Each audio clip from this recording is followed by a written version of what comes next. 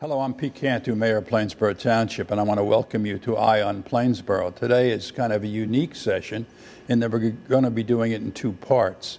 We're going to be talking about the Princeton Nursery project, which I've been involved in for some years, I guess it is now.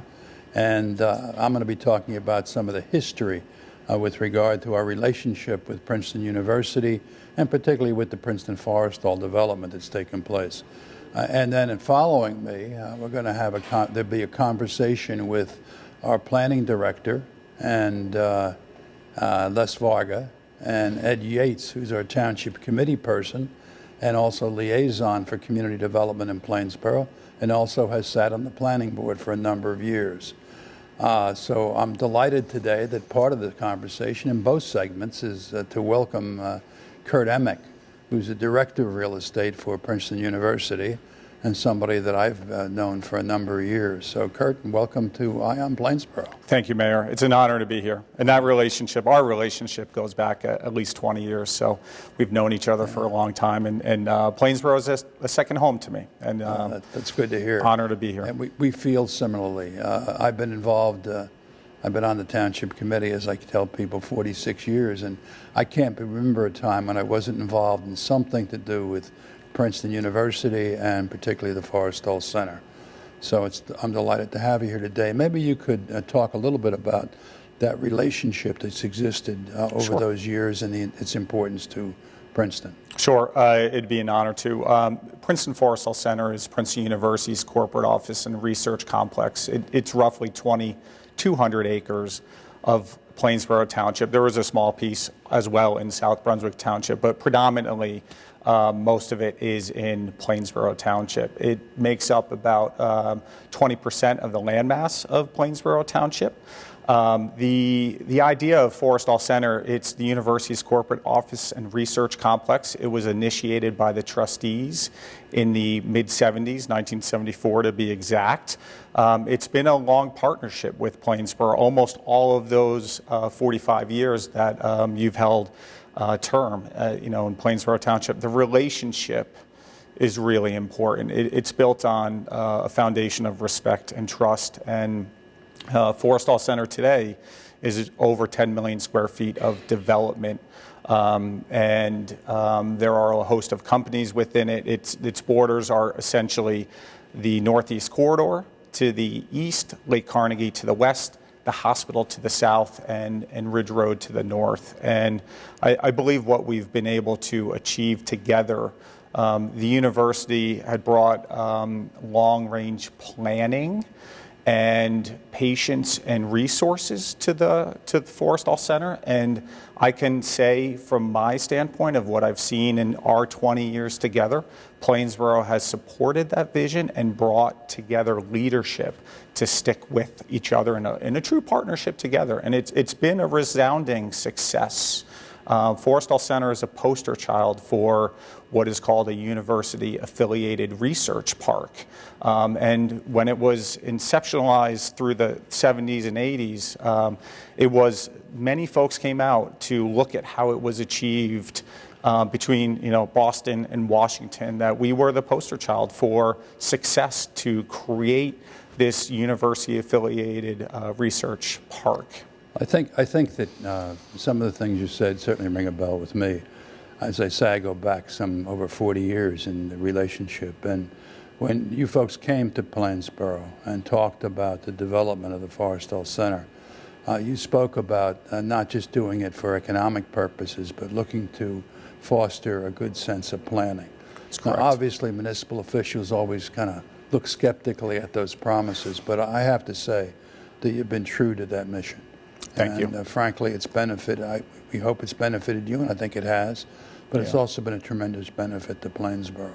Yeah, as I look back at the original plan and compared to where we are today, there were 3 initiatives that you speak of, and across all 3 initiatives of allowing us a place for research to foster. The university has the intellectual, the ideas.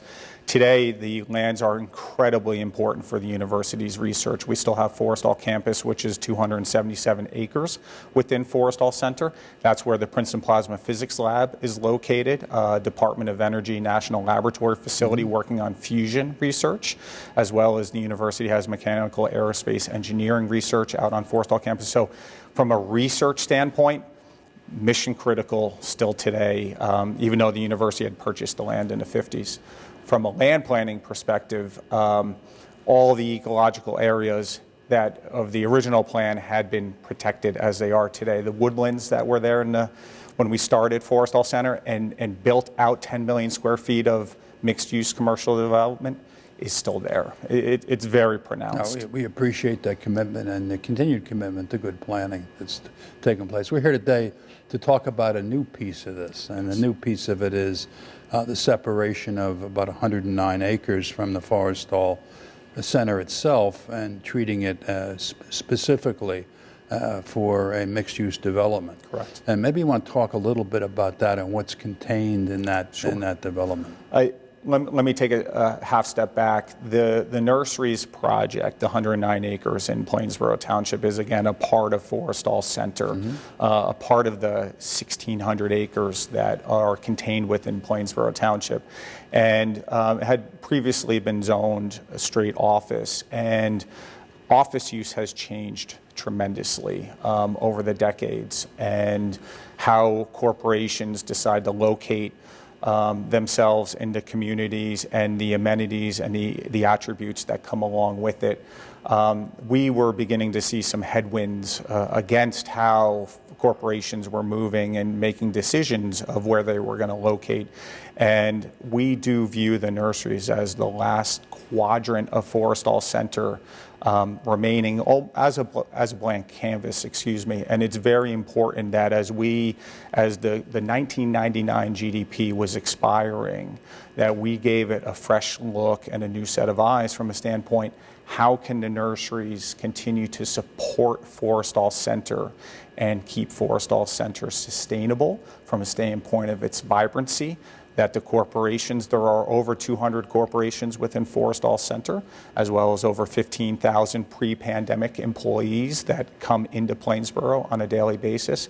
And we needed to ensure that the proper amenities are in place to ensure that Forrestal Center as a whole remains vibrant. And so we went through a very exhaustive planning process from a standpoint of hiring some of the best planning consultants. We did case study work, and we came up with a mixed-use program, changing what had been roughly. I don't want to take away from the next segment, so I don't want to get too much detail on that the nursery development, but I think it's enough said. And I think one of the things that it stands out in the relationship and the way we've progressed in that relationship is the willingness to recognize changes, basically. And this is an example, but there are other examples over the years where we've recognized the need to make changes in what was the original plan while adhering to the concept of good planning. Correct. I think, and modifying where required. And I think this obviously is one of those areas where we've modified and changed based on the fact that it made sense. Correct. Made sense for you, and it made sense for the town, basically. Correct. You talked a little bit about some of the elements within the Forrestal Center. You talked about some of the research and elements, some of the existing things. But if you could expand a little bit about the businesses that are there. Sure. The things that create a lot of employment, Sure. not just in Plainsboro, but throughout the state. We are very fortunate from a standpoint, again, being one of the first office parks within the region, that we have benefited from a lot of national headquarter companies deciding to locate into Plainsboro within Forrestal Center. We have Munich Re Insurance, that is a long time standing member of the community, being within Forrestal Center. We have Novo Nordisk. We have Sandoz, we have Integra Life Sciences, we have Robert Wood Johnson Foundation, who is the first tenant within Forrestal Center.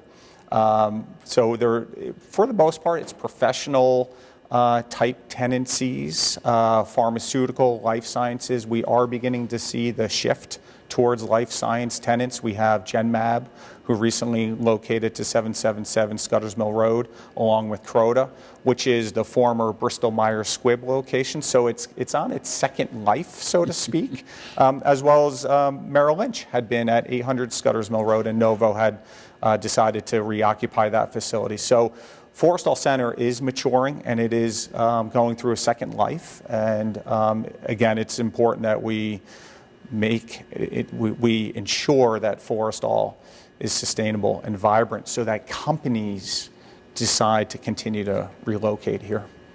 The list of companies is really impressive. I'm not sure, and one of the reasons we're doing this today, I'm not sure that people realize all the things that the Princeton Forrestal Center represents, both from a business standpoint, research standpoint, and other things. And now with a new addition, which you're going to be talking about in a few minutes, with a new addition in the Princeton Nursery property, which is we think is going to be a home run, both for you folks and for the town. There is a stat regarding the center's impact to the region.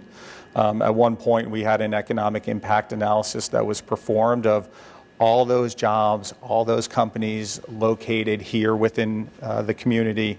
It has a $7.3 billion economic impact to the region. And the way you have to look at that is all the employees that come into town, the hotels within the center, all of the visitors, guests, the business that operates out of Forrestal Center has a tangible and intangible impact to the region to the tune of roughly $7 billion.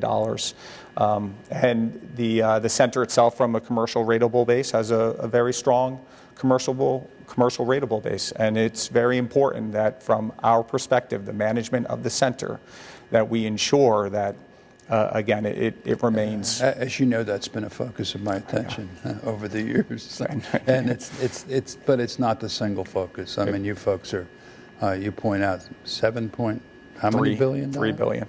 Wow, that's a really impressive number, and as you point out, it provides employment, it provides a number of benefits, not just to Plainsboro and the ratables, but in so many ways. Yeah. That's why the partnership with us is so important from a standpoint. Before we move on to a more detailed examination of the nursery project, I think we touched on it briefly. Your decision to, I guess they call it, excise the Princeton Nursery property from the rest of the Forrestal Center. Maybe you could talk a little bit about what led into that decision. Sure. Historically, we've always had one general development plan within Forrestal Center. As I had referenced earlier, we had a 1999 GDP that had expired in 2019.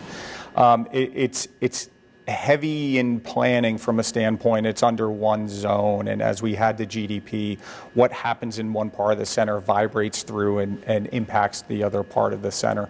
As we looked at the nurseries opportunity and the Forrestal campus where the university's research occurs, we thought it was best from a planning principle to break the two apart, that the university's research that occurs on Forrestal campus and would be covered under a separate GDP, General Development Plan approval, than the nurseries, that the two wouldn't impact each other, that the nurseries itself is a very open market driven development from a standpoint. It has all the commercial and residential uses within it, and that as it evolves over time from a development build-out, that it does not impact and have ramifications in through. And so separating the two was a very sound planning principle. We worked extensively together with your staff to fully pull those two apart and be sure that, again, our mutual interests were fully covered.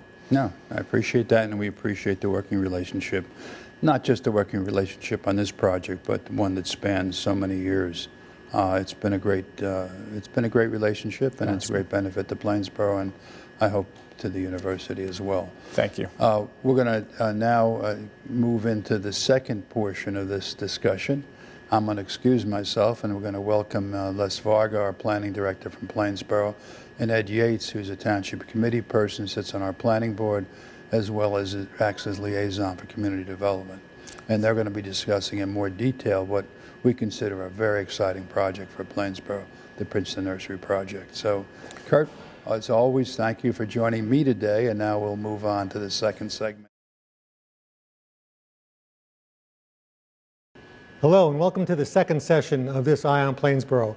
I'm Les Varga. I'm the Director of Planning and Zoning here for the Township, and I'll be speaking with Ed Yates, longtime member of the Township Committee. Welcome, Ed. Hi, Les. How are you today? Great, thank you. I know, Ed, you've been on the Township Committee and the liaison to the Planning Board for quite some time. Can you fill us in on just about how long that's been? Well, I really don't want to give up my age, but I will.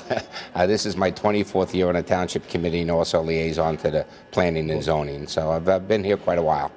And I've been here 13 years, and we've had a very good working relationship during all that time, so thanks for being here today. Well, thank you for what you do. The mayor and Kurt Emick earlier spoke about the Forrestal Center General Development Plan, and specifically a 109-acre piece called the Nurseries. Now that has undergone its own general development plan that was approved just about a year ago, September 21st of 20. That was initially approved for a lot of office space. Ed, can you just kind of fill us in on what that meant back then? Yeah, basically this was probably 25 years ago that the original plan was developed, give or take a few years, and that was approved for 1.8 million square feet of office space. At the time, that was a good plan because of what the economy was and the way corporations ran their facilities. But in today's market, that probably wouldn't get built in the next 25 years or if ever.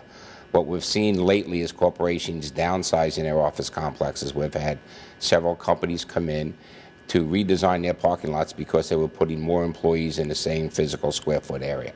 So the need for that 1.8 million square foot of office retail is probably not necessary now, especially with the pandemic where a lot of people now are working from home.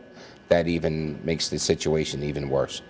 So basically that was the plan then, and then we've done some replanning with that 109-acre piece. And that 109-acre piece went under a pretty extensive planning process. Can you just summarize, Ed, on your involvement? I think this goes back probably some 5 or 7 years ago. Yeah, I think we approved the plan in September of 2020, and we started the planning process in, I believe, May of 2014. So even though there was a push to get it done, it still takes time. You know, this type of planning takes time, and to get it right and to make sure it works. What we've come up with here is a mixed-use development that is some retail, residential, commercial, and we think that's a good fix for this in today's economy. Right now, I think the way the plan recites it, it's about 950 homes, about 200 being age-restricted. There is an affordable housing component consisting of about 96 homes. It's 605,000 square feet of commercial, 310,000 square feet, of retail, 220,000 square feet of office. There's room for a 25,000 square foot, 125 room hotel, and 30 acres of open space. That sounds pretty prescriptive, but can you go through a little bit of the planning process and how and why we came up with those numbers? Sure. If you look at the way the town is developed, we have a good rateable base between commercial and residential, and you need that. If you look at your tax bills, the biggest portion of your tax bill is the school tax.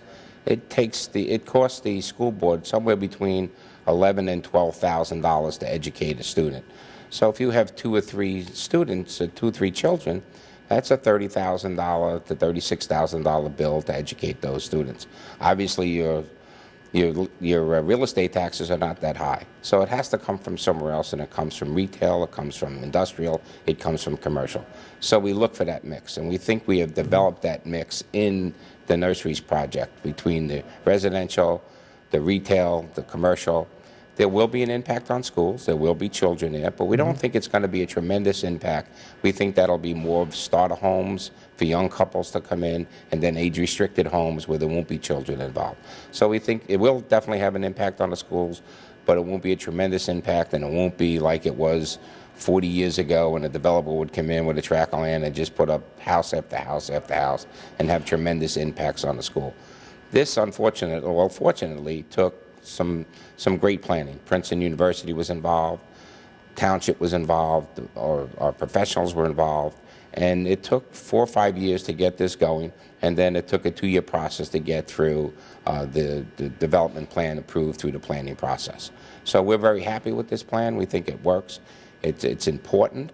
If you look at some of the other commercial shopping centers on that side of Route 1, it's never really worked. There's been no residential component there. Right. So we think that this residential component will support the businesses that will be there and will also help the existing shopping center that is there. So we think we're very excited about it, and we think it's an important development for the township. I agree wholeheartedly, being a part of that process. The general development plan process is something that's etched in state statute, where we can actually overlay the zoning for this particular area, and what you've explained is essentially the parameters by which this will develop. So it will be one package. It may develop in phases. We assume that it's going to take 15 or 20 years to totally build out. Just in a nutshell, do you think the plan has hit all those high points for us? I believe it does. You know, it's important that it works, because if it doesn't work, then we have a ghost, and that doesn't do anybody any good. So we think we've come up, between our planning staff, the university's planning staff, the outside consultant that they hired, I think we've come up with a workable plan that hits all of those parameters and will be successful. And we're excited about it, and I would wish it wouldn't take 15 years, but that's probably what it will take, 15 to 20 years for a total build-out. But we're very excited about it, and I think it's going to be a good asset to the township. Thanks again, Ed. Thanks for being with us today, and thank you all for being with us on this second session of Eye on Plainsboro.